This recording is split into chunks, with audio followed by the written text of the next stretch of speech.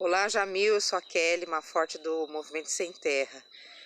Foi muito importante ler o seu texto, muito emocionante para nós mulheres sem terra, porque você tocou de uma maneira genial num ponto muito delicado, que é a questão do casamento na adolescência e o pavor diante de situações de guerra, de fome, e o quanto que as meninas são jogadas para isso.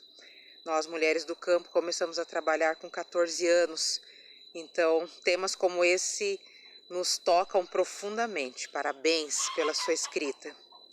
Jamil, aqui no Brasil nós temos visto cada vez mais mulheres do campo que são responsáveis pela resistência nos seus territórios terem que migrar quando chega os monocultivos, especialmente da soja.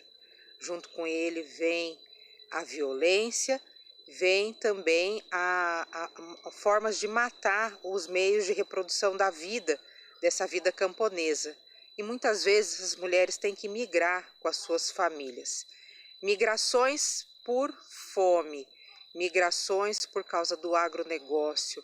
Como você tem visto isso em outras partes do mundo e que afeta a vida das mulheres? Um grande abraço. Grande abraço, obrigado pela pergunta e, de fato, eu fico só imaginando que todas aquelas histórias que eu coloquei no texto, Juca, na carta, elas obviamente poderiam ter sido escritas com meninas e mulheres brasileiras também. Então, não resta nenhuma dúvida, é só porque eu estou fora, só porque eu percorri aqueles lugares, mas não para dizer que isso não acontece no Brasil de forma alguma. Olha, nessas minhas experiências, respondendo a tua pergunta, eu me deparei com coisas muito semelhantes ao que você está colocando, com a monocultura, não da soja, nem sempre da soja, mas de outros produtos que simplesmente sequer abastecem aquele mercado local. Então, me lembro de alguns episódios, por exemplo, na Etiópia, no Sudão, em alguns lugares na Tanzânia também, em que você tem uma pobreza extrema, você tem expectativa de vida da população de 52 anos, né? Ou seja, a Europa há 200 anos era isso, essa expectativa de vida das pessoas nesses locais, e ao mesmo tempo você de repente está de carro, Jeep normalmente, e se depara com uma produção exemplar de alguma flor ou de algum tomate absolutamente irrigado, absolutamente adequado ao mercado externo. E aí você descobre que ali é um investidor externo que veio, basicamente investiu na água e na mão de obra muito barata e na terra quase de graça. E fez aquela produção e que aquela produção não fica naquele local. E aquilo ali tudo vai para abastecer algum mercado rico, Arábia Saudita, China ou aqui na Europa. E as pessoas que estavam naquele local, elas são obrigadas a migrar para as grandes cidades.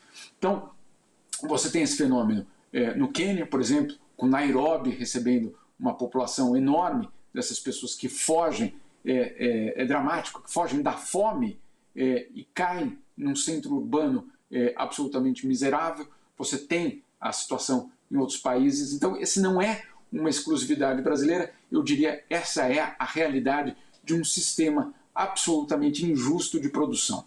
Esse sistema injusto de produção, ele gera a fome. É impressionante, né? Porque, inclusive na história essa história recente do Brasil, o maior exportador disso, o maior exportador daquilo, e não sei quantos milhões de famintos dentro do país.